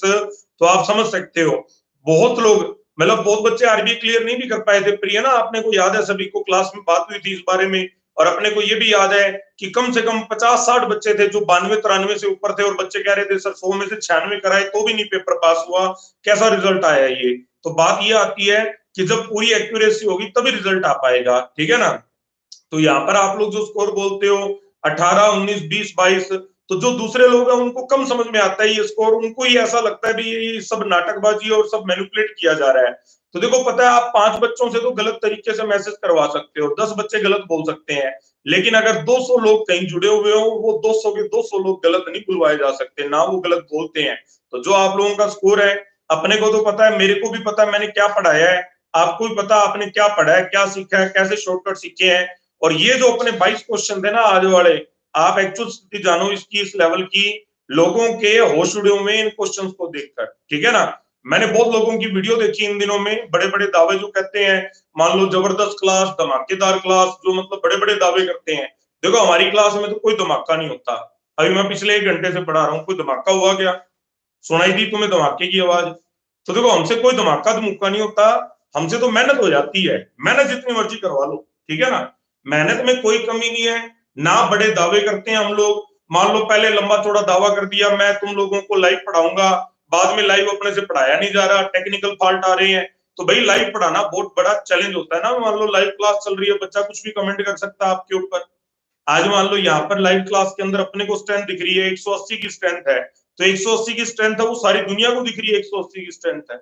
मैं नहीं कह सकता ना 550 बच्चे हैं, 180 को मैं कैसे कह दूंगा 550 है ना। हाँ, वैसे किया जा सकता है वीडियो के अंदर। हाँ, मेरी वीडियो को 2000 लोगों ने देखा या 4000 लोगों ने देखा, ठीक है ना। तो देखो हमसे तो कोई धमाके धमके नहीं हो रहे हैं। हाँ, ये कौन कह रहा है, कहता है नेचर लवर कह रहा है कि सर हम तो न्यूक्लियर अटैक करेंगे। देखो हम अटैक करने में कोई बिलीव नहीं करते हैं, ना आपका कोई स्कीम लाते हैं, ना आपका कोई बम्पर ऑफर लाते हैं, ना अपने कोई प्राइज मनी देते हैं। हम तो मेहनत करते हैं, ठीक है ना। अभी भी रूटीन में मेरे से बच्चे, नए बैचेस के जो बच्चे हैं, नए जो पेरेंट्स हैं, वो बहुत लोग ये बोलते हैं कि सर लाइव क्लास आप शुरू कर रहे हो। मैं बस एक ही बात कह रहा हूँ कि हाँ जी देखते हैं, हाँ जी विचार बना रहे हैं। लेकिन मेरे को पता है पढ़ाने की जो क्वालिटी ऑफलाइन बनती है, जब आप लोग क्लास में बैठे हो, 100-150 की भीड़ बैठी है, उनके बीच में जो मेरी कमांड बनती है, जो मेरी मोटिवेशनल स्पीच की वैल्यू बनती है, वहां जो मैं बच्चों को सामने बिठा के अपने कंट्रोल में पढ़ा सकता हूँ 3 महीने में, मेरे को लगता है ऑनलाइन वो काम 1 साल में भी नहीं हो सकता जो मैं 3 महीने में करवा सकता हूँ, ठीक है ना। 4-4 पेपर देने, पेपर चेक करने, स्क्वेयर सुनने, क्यूब सुनने, टेबल सुनने, बच्चों का फ्लो बनाना, बच्चों को मोटिवेशनल स्पीच बनाना, ये जो एक्चुअल पोजीशन है ना वो ये है। बड़े दावे बड़ी बातें करने से कुछ नहीं होता, ठीक है ना। आपने हमारी टैगलाइन देखी है हर जगह, पिछले 11 सालों से वही टैगलाइन है। कोई ऐड नहीं करते, कोई कुछ नहीं करते, ठीक है ना। बहुत बार तो ऐसा होता है एकेडमी के फ्रंट के अंदर जो अपना पोस्टर लगा होता है, फ्लेक्स लगा होता है, वो भी फट जाता है और उसको चेंज करवाने का टाइम नहीं होता और 6-6 महीने निकल जाते हैं। वजह, हम लोग क्लास में मेहनत करना पसंद करते हैं, ऑफिस में मेहनत नहीं करते हम लोग। आपने भी देखा है कि भी मैं कभी बहुत ज्यादा कन्विंस नहीं करता हूँ बच्चे को जो हमारे पास ज्वाइन करने के लिए। मेरे पास मैसेज आते हैं बच्चों के, सर +2 पास किया बच्चे ने जी, आपके पास लगवा दे। हम एक ही बात कहते हैं, देखो ग्रेजुएशन के बाद ही पेपर आते हैं, पढ़ाने में हमें कोई दिक्कत नहीं है, लेकिन बच्चे का टारगेट नहीं सेट होता। और सीधी सी बात है, बिना टारगेट के कोई काम नहीं हो सकता, ठीक है ना। तो बात जो है ना हकीकत पे की जाए, उस बात का मजा आता है। और ऐसे जबरदस्त और धमाका करने से कुछ नहीं होने वाला। जिस दिन ऑफलाइन क्लासेस शुरू होंगी, बच्चों की भीड़ आएगी, उस दिन सारी दूध का दूध और पानी का पानी हो जाएगा। हम तो अपना शांत घर में बैठे हैं बढ़िया, 10-11 साल से खूब मेहनत करी हुई है, खूब पब्लिसिटी ली हुई है, तो हमें कोई डर कोई रिस्क नहीं है भी हमारा कोई मार्केट में हमारा नाम खत्म हो जाएगा, लोग ऑनलाइन क्या कर रहे हैं, हमें कोई तकलीफ नहीं है कोई क्या कर रहा है। लेकिन बस हमारे से ना झूठे वादे नहीं होते, सीधी सी बात ये। मैं धक्के से तुम्हें कह दूं कि मैं डेली एक एक क्वेश्चन करवाऊंगा, भाई स्टेटमेंट के अंदर क्वेश्चन बढ़िया होते हैं, एक एक करवाने का मजा आता है। आज तुम मेरे को कह दो कि सर रीजनिंग के एक एक क्वेश्चन करवा दो, कौन करवाएगा तुम्हें रीजनिंग के एक एक क्वेश्चन? तुम्हारा मन लगेगा क्या रीजनिंग का एक एक क्वेश्चन सीखने में? तो पॉसिबल नहीं है ना, तो वो बड़े वादे करने क्यों है ना। भाई डर हो जिसको भी यार, मान लो हमारा मार्केट खराब हो जाएगा, वो तो ये बातें करें। हमें तो डर नहीं है किसी तरह का। हमें तो पता है कि जिस दिन हम लोग ऑफलाइन शुरू करेंगे क्लास, उस दिन बच्चे आगे बैठ जाएंगे सारे। हमने हमारी मेहनत करनी है, बच्चों ने अपनी मेहनत करनी है, जो जिसका भाग्य होगा उसको मिल जाएगा, ठीक है ना। तो चलो आगे आओ, फिर डीआई बिना धमाके के करते हैं। हाँ जी, डीआई की शीट निकाल लो।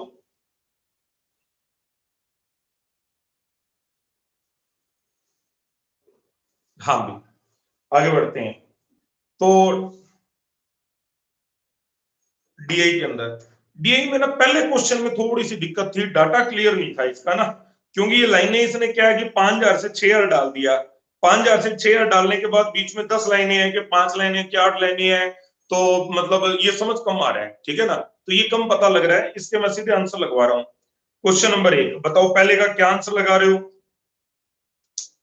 पहले का बताओ क्या आंसर लगा रहे हो? तो पहले का आंसर आ जाएगा 2 नंबर, लगा लो 2 नंबर। दूसरे का आंसर आ रहा है 4 नंबर। ठीक है, ये सीधे आंसर ही लगाते हैं हम लोग, आगे बढ़ते हैं, आंसर लगाओ। पहले का 2 नंबर, दूसरे का 4 नंबर, तीसरे से 2 3 5, तीसरे से 2 3 5।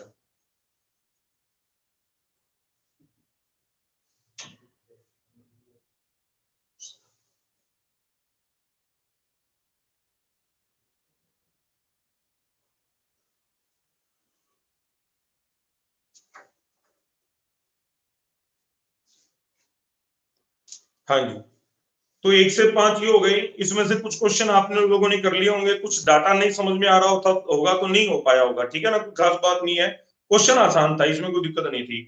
नेक्स्ट, नेक्स्ट वाले के आंसर मैच कर लेते हैं। 6 से 10 के छठे क्वेश्चन से आंसर लगा लो। 4 5 2 3 1। 4 5 2 3 1।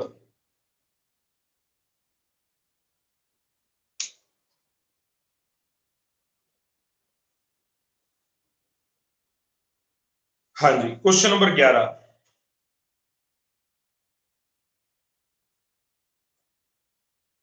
11 में से 2 4 2 1 5, 2 4 2 1 5।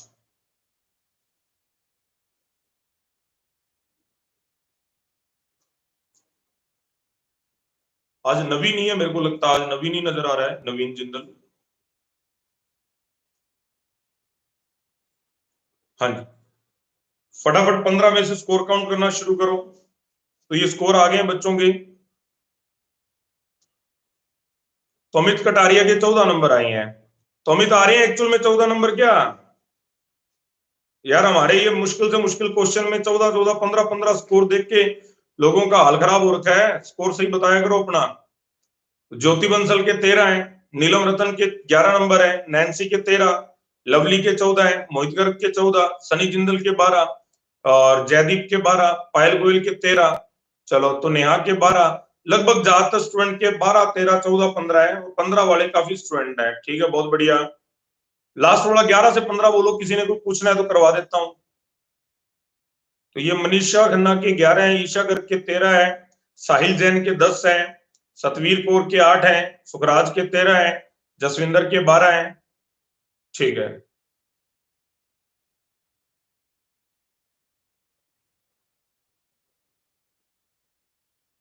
ठीक है। तो अमित कटारिया जी ने कहा है कि कैलकुलेटर भी यूज नहीं करते हैं।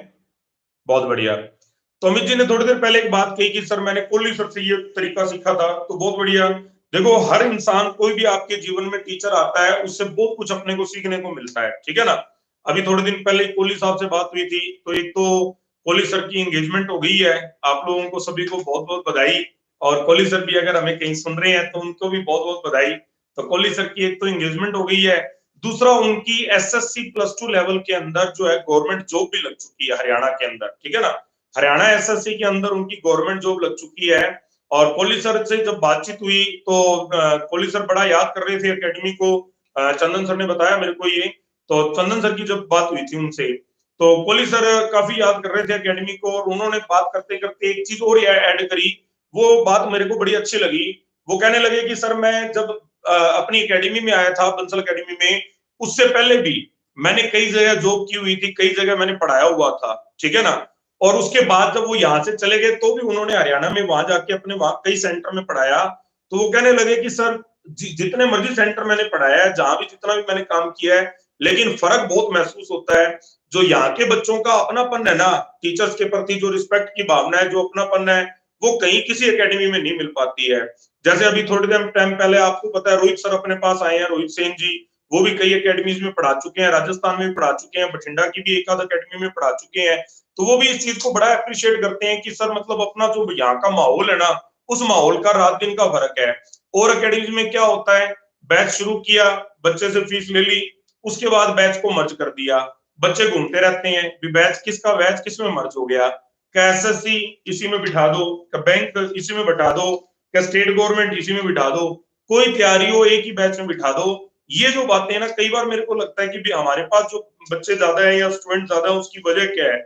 उसकी सीधी सी एक ही वजह, सबसे बड़ा क्रेडिट तो बाकी लोगों को जाता है, जो लोग ईमानदारी से नहीं डील करते हैं बच्चों के साथ, है ना। कहते कुछ और है, करते कुछ और है, कमिटमेंट कुछ और होता है, और उसको निभा पाते नहीं है, इसका बड़ा श्रेय जाता है। तो कोहली जी को हम सभी की तरफ से बहुत बहुत बधाई हो गई। आगे बढ़ते हैं। तो डीआई में आप लोगों ने अच्छा स्कोर कर रखा है। नेक्स्ट रीजनिंग का पेपर निकाल लो। पेपर नंबर 10 था क्या आज ये? हाँ जी, तो रीजनिंग के आंसर लगा लो क्वेश्चन नंबर 1 से। 11 नंबर था शायद आज पेपर।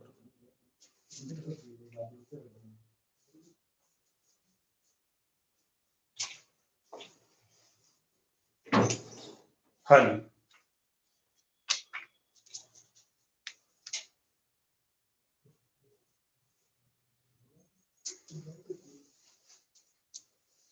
चलो रीजनिंग से पहले एक बार जीके के आंसर लगा लो।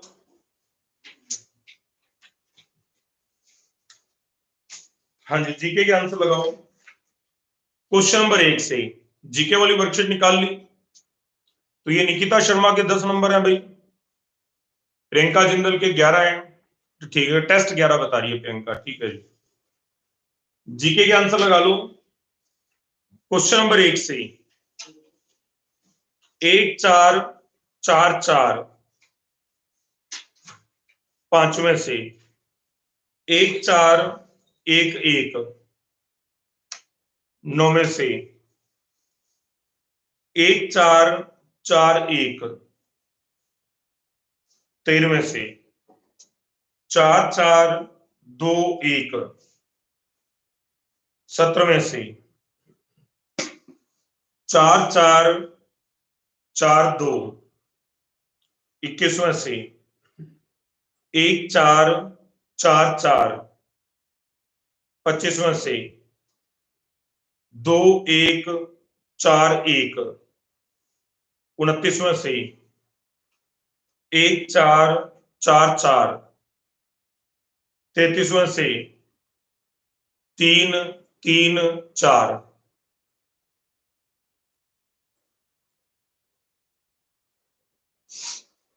हाँ जी,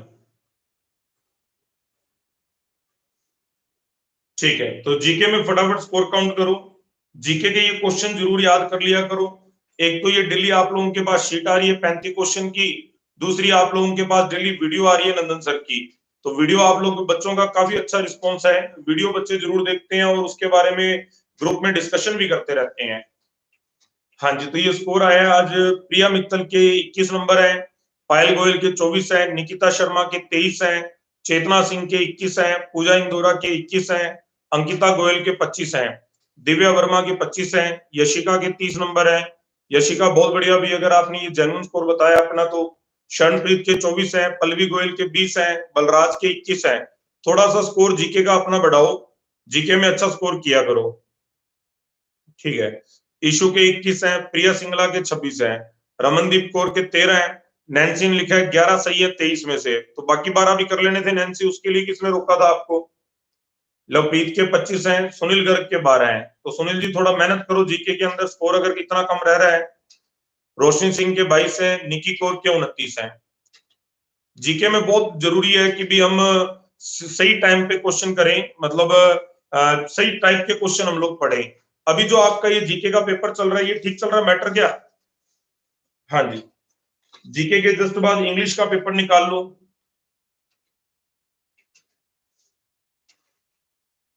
तो अभी 190 तक चली गई थी ये टॉप चैट के अंदर, और अब ये संख्या 140 के आसपास आ गई है, यानी 50 लोग जो है मेन मैथ्स रीजनिंग ही सीख रहे हैं, बाकी लोग बाकी सब्जेक्ट नहीं कर रहे हैं। तो बच्चों ये हैबिट अपनी खत्म करो, नहीं तो फिर मेरे को कल से बाकी सारे आंसर पहले लगवाया करूंगा और लास्ट में मैथ्स पे आया करूंगा।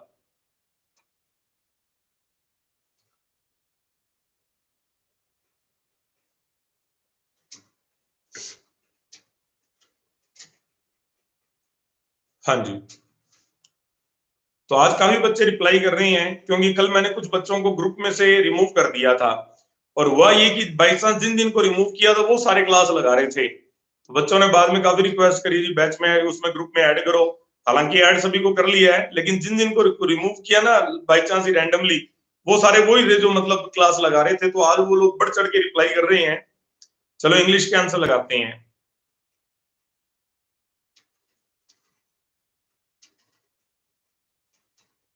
हाँ जी, क्वेश्चन नंबर 1 से 2 1 2 5,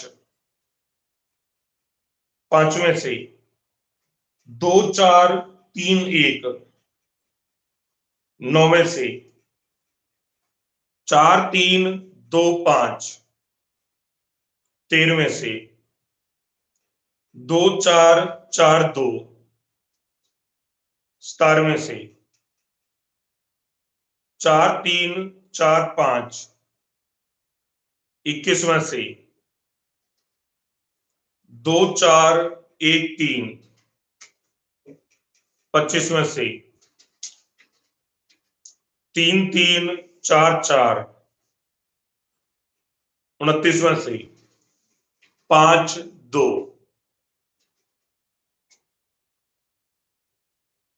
करो फटाफट स्कोर काउंट करो।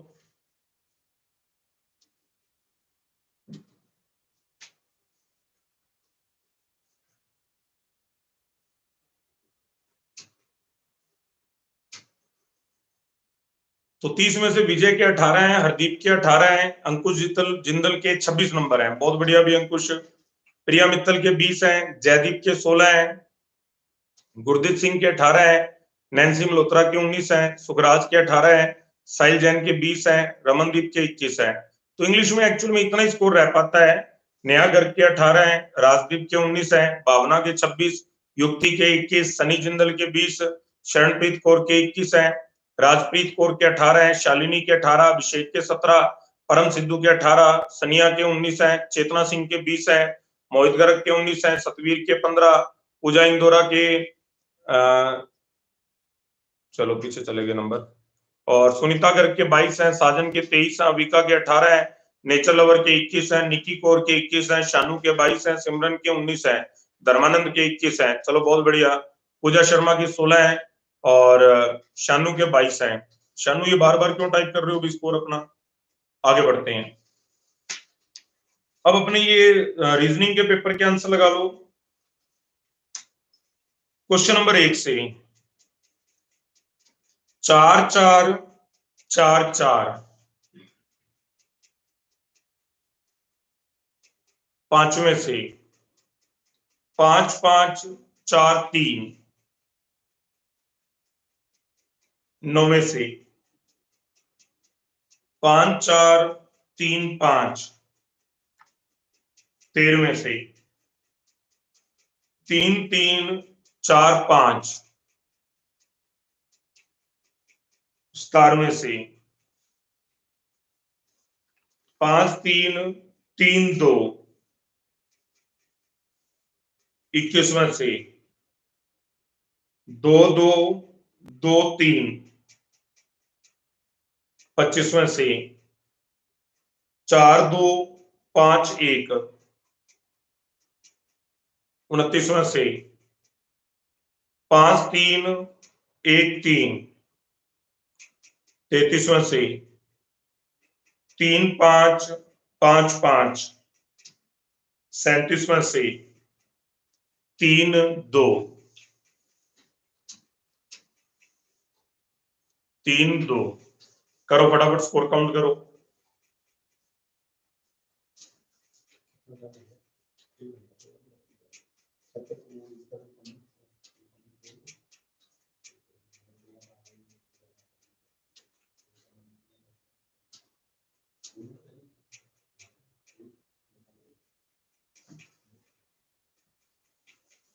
हाँ जी, तो ये स्कोर इसका आ चुका है। स्कोर देख लेते हैं रीजनिंग के अंदर। तो ये लवप्रीत के 33 नंबर हैं, ये लगभग 38 नंबर का पेपर था शायद ये। हाँ जी 38 नंबर का पेपर था। 38 में से 33 नंबर हैं और रमनदीप के 32 हैं, मोहित गर्ग के 15 हैं। मोहित आपके 15 नंबर हैं, काफी कम स्कोर है। या इंग्लिश का बता रहे हो? ठीक है। ईशु के 27 हैं, पूजा इंदौरा के 28 हैं, अमित कटारिया के 36 हैं। बहुत बढ़िया भी अमित, अब जल्दी आप लोग आपका नौकरी लगने का नंबर आ रहा है और ये भी बैड लक ही कह सकते हैं। कल निर्मल ने बड़ा अच्छा वो लगा रखा था एक स्टेटस, कहते भी मसा तो 50-40 पेपर फेल करके ये पेपर पास किया और उसके बाद चाइना अपना अलग ही प्लान बना के बैठा था। आप देखो कितना बढ़िया, कितना कई बार तो बहुत ही ज्यादा ईश्वर परीक्षा लेता है। भी बड़ी मुश्किल से निर्मल का पेपर पास हुआ और इतना सब स्ट्रगल करने के बाद उसने यहाँ तक अचीव करा, नौकरी मिली। 20 तारीख को उसका मेडिकल हुआ है और उसके बाद 22 तारीख से जो है लॉकडाउन हो गया और सब बंद चल रहा है। यही मान लो वो टाइमली ज्वाइन कर जाता तो बढ़िया सैलरी आ रही होती उसकी। ठीक है, बहुत बढ़िया। निकिता शर्मा के 26 हैं, भावना के 34 है, डिंकी के 32 हैं, तो धर्मानंद के 26, यशिका के 30 हैं, पूनम बंसल के 31 हैं, साजन के 34 हैं, बहुत बढ़िया। पूजा यादव के 28 हैं, निकी के 31 हैं, सुखराज कौर के 31 है, नेहा गर्ग के 30 है, पायल गोयल के 26 है, विजयपुरी के 26 है। अब देखो आप लोग स्कोर यहाँ बताते हो, अपने आप गिन के बताते हो, तो क्या इसके अंदर इस ड्रामेबाजी की जरूरत है कि मैं आप लोगों की वर्कशीट लूं, उसको चेक करूं, उसको चेक करके फिर मैं बताऊं तुम्हारा क्या स्कोर है? तुम लोग यार कोई तीसरी चौथी क्लास के स्टूडेंट तो हो नहीं भी तुम्हारे पेरेंट्स के साथ मीटिंग करके मैं तुम्हारी परफॉर्मेंस के बारे में डिस्कशन करूं। मेच्योर स्टूडेंट हो, लोग आगे बढ़ रहे हैं, दुनिया चांद पे पहुंच रही है, यहाँ बच्चों के पेपर चेक करने की बात हो रही है, तो इसकी कोई जरूरत नहीं होती है। बच्चे अपने लेवल पर ईमानदारी होते हैं। या तो हम बच्चों पे विश्वास ना करें और ये माने कि बच्चे सारे के सारे झूठ बोल रहे हैं, तब तो चेक करने की बात आती है। जब हमें पता है बच्चे ने कर लिया और बच्चा झूठ बोल रहा है तो वो धोखा किसको दे रहा है? अपने आप को दे रहा है, हमें तो दे नहीं रहा है। ठीक है ना? तो हमें क्या है, इन फालतू की नाटकबाजी में नहीं पड़ना है, हमने अपनी मेहनत करनी है। और मेहनत के आगे ये सारी चीजें जो है वो बिल्कुल शांत हो जाती है, कहीं कोई दिक्कत नहीं रहती है। ठीक है ना? और एक बात, आने वाले दिनों में आप जॉब्स को लेकर, तैयारी को लेकर, रिजल्ट को लेकर, वैकेंसी को लेकर पॉजिटिव रहोगे। ठीक है ना? कल क्या हुआ, मैंने किसी ने एक वीडियो डाली थी, किसी टीचर ने उसके नीचे वो जैसे बता रहे थे कि भी जॉब बहुत है, ये है वो है, तैयारी करो, मेहनत करो। तो किसी एक बंदे ने कमेंट किया, कमेंट क्या था, सर जी जे पोस्टा होन गया ताई जॉब मिलेगी। ठीक है? सरकार दे खजाने पहला ही खाली ने, जो कि सरकार कहती है हमेशा, हुन कोरोना वायरस करके और भी एक्सक्यूज मिलके सरकारां नूं, यानी बच्चे अपने आप से ये चीज का, बच्चे अपने आप से ही इस चीज का जो है वो एक एक्सक्यूज तैयार कर रहे हैं कि सरकार का खजाना खाली है और सरकार अब भर्तियां नहीं निकाल पाएंगी। ठीक है ना? दुनिया में अनएक्सपेक्टेड चीजें बहुत होती हैं। सबसे पहले मैं आपको याद दिलाना चाहूंगा, आपको याद होगा जब बैंकों का मर्जर हुआ था एसबीआई के अंदर एसोसिएट्स बैंक का, पांचों एसोसिएट बैंक मिलाए गए थे, दो तो पहले मिला दिए गए थे, पांच बाद में मिलाए गए थे। उन पांच एसोसिएट बैंक्स का जब मर्जर हुआ था तो उसमें कहा गया था कि अब स्टेट बैंक वैकेंसी नहीं लाएगा, और आप देख के हैरान होंगे कि उसके बाद लगातार वैकेंसी जा रही है। ठीक है ना? उसके बाद लगातार 3 साल से 8 साल वैकेंसी आ रही है स्टेट बैंक की। अभी देखो जस्ट पिछली भर्तियां नहीं हुई थी, उसके बावजूद इन्होंने वैकेंसी निकाल दी थी। तो यहाँ पर क्या है, एक चीज की आप संभावना देखो, मेरे को जहां तक लगता है, ये मेरा खुद के मन की बात है, मतलब मैं कोई ऐसा नहीं है कि भी मैं आपके ऊपर ये डिसीजन थोप रहा हूँ, मेरे मन की बात मैं आपको बता रहा हूँ। सेंट्रल गवर्नमेंट एक परेशान है, एक्सक्यूज देगी देगी, क्योंकि उन्होंने 1.5 साल का आगे का डीए रिवाइज नहीं करने का डिसीजन लिया है। इससे ये बात क्लियर हो रही है, सरकार पूरी परेशान है। नंबर दो, स्टेट गवर्नमेंट की हालत भी खस्ता है। सेंट्रल स्टेट गवर्नमेंट ने तो डिसीजन भी ये ले लिया कि जो लोग मार्च में रिटायर होने थे वो सितंबर में रिटायर होंगे, और हो सकता है सितंबर में भी माहौल ठीक नहीं रहा तो वो हो सकता है आगे मार्च में उनको रिटायर करें, तो ऐसे में वो रिटायरमेंट प्रोसेस रोक सकते हैं। लेकिन हमारे यहाँ सबसे बढ़िया और सबसे पॉजिटिव बात अपने लिए जो है, बैंक्स के अंदर रिटायरमेंट डेट के अंदर कोई चेंजेस नहीं आते हैं। जो बंदा जिस तारीख को रिटायर होना होता है वो उसी तारीख को रिटायर होता है। और आपको बता दूं 2020 बैंकों के लिए एक बड़ा रिटायरमेंट का साल है, और बहुत से हजारों की संख्या में बैंक एम्प्लॉय जो है रिटायर होंगे। और आप देख लेना जैसे जैसे माहौल सही होगा, हो सकता है एग्जाम्स की डेट थोड़ी डिले हो जाए, लेकिन आईबीपीएस जो बोर्ड है अपना टाइम के ऊपर या एक आध महीना आगे पीछे बढ़िया रिक्रूटमेंट निकालेगा। और वो हम तभी कर पाएंगे क्योंकि इस बार क्या, अदर जो स्टेट गवर्नमेंट और सेंटर की अगर वैकेंसी नहीं आई ना, तो बैंक वाली साइड जो प्रेशर बढ़ेगा, ऐसे में आप लोगों को ज्यादा प्रिपेयर रहना होगा, तैयारी ज्यादा करनी होगी। लेकिन एक अच्छी अपॉर्चुनिटी भी है कि हम इस तैयारी के पुराने खिलाड़ी हैं और हमें इस चीज का बड़ा फायदा मिलेगा। नेक्स्ट पजल पे आ जाओ। पजल क्वेश्चन नंबर 1 से 3-1 3-1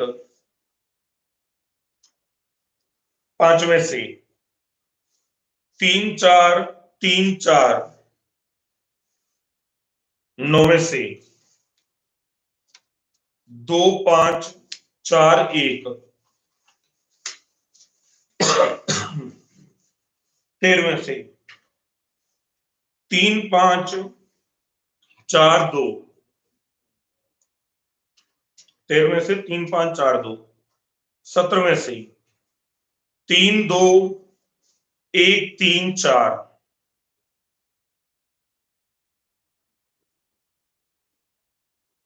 ठीक है, तो ये टोटल 21 क्वेश्चन थे। बताओ फटाफट क्या स्कोर रहा है, कितना कर पाए हो।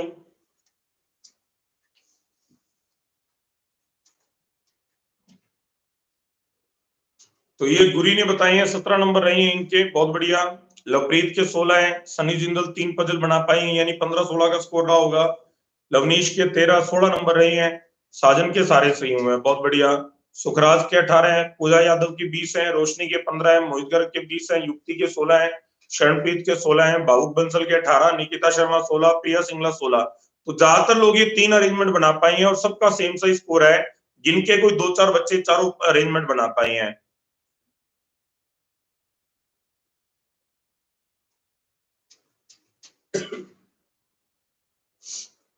तो ये मैरी सिंगला के 15 है, दीपिका के 14 है, हरप्रीत के 15 है।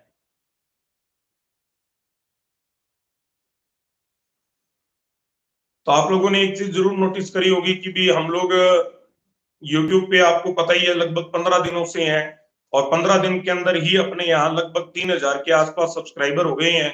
तो ये आप लोगों का लगाव है जो इतना मतलब जल्दी हम लोग इसमें ग्रोथ कर रहे हैं। इसके अंदर एक फंक्शन और होता है जिसके अंदर 1000 सब्सक्राइबर करने होते हैं और 4000 घंटे का व्यू करना होता है। उसके बाद क्या है, अकाउंट को यूट्यूब मोनेटाइज कर देता है, ठीक है ना।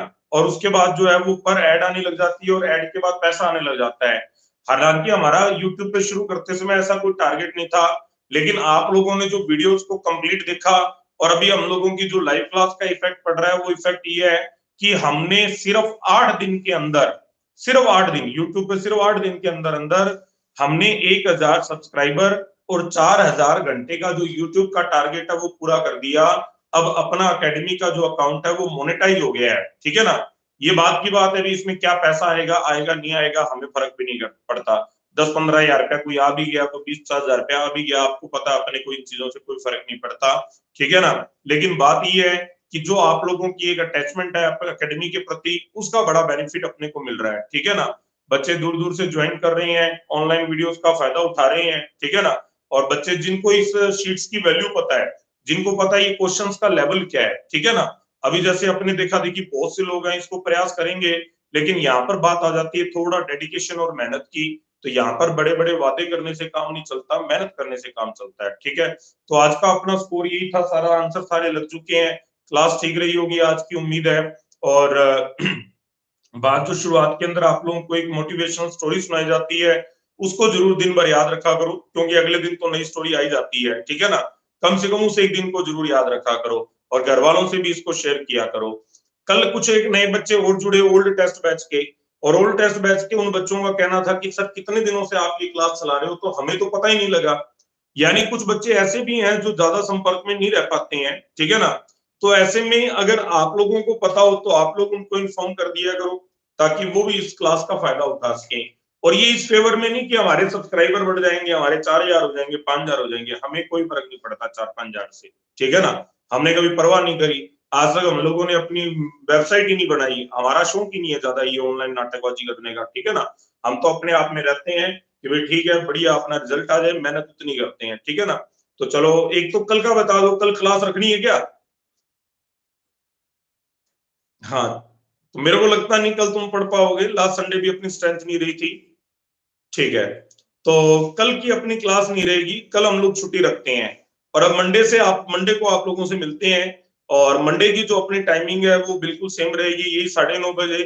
और आपके संपर्क में जो कोई अपने स्टूडेंट हो, आपका कोई भाई बंधु हो, और कोई स्टूडेंट हो जिसने कहीं से भी तैयारी की हो, अपने कोई दिक्कत नहीं है, अपना टेलीग्राम चैनल ऐड करना चाहें वो ऐड हो सकते हैं।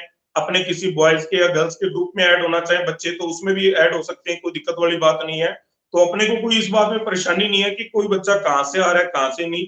लेकिन अपना ऐसा कोई टारगेट भी नहीं है कि लोगों को इकट्ठा करना है, लाओ बच्चे लाओ, मोहल्ले से बच्चे इकट्ठे कर लो और यहाँ से बच्चे ले आओ, वहां से बच्चे ले आओ। अपना ऐसा कोई टारगेट नहीं है, अपना आराम से बढ़िया अपन संतोषी लोग हैं, हिसाब से अपना चलते हैं, बढ़िया एंजॉय करते हैं, ठीक है ना। तो चलो आज के लिए क्लास यहीं तक, बिना किसी धमाके के हम लोग अपनी क्लास यहीं खत्म करते हैं। ओके बच्चों, ऑल दी बेस्ट, बहुत बहुत शुभकामनाएं। मिलते हैं आप लोगों से सोमवार को, ठीक है ना। तो ध्यान रखना संडे को कोई धमाका ना हो जाए, बिना धमाके के अपनों ने मंडे को मिलना है, ठीक है। Okay bye. तो बच्चे हंस रहे हैं, कुछ बच्चे हंस रहे हैं जिनको कुछ चीजें समझ में आ रही है, कुछ नहीं हंस रहे हैं जिनको नहीं समझ में आ रही है, ठीक है। जिनको नहीं समझ में आ रही है वो पोगो देखो अपना, जिनको जिनको समझ में आ रही है वो एंजॉय करो, ठीक है।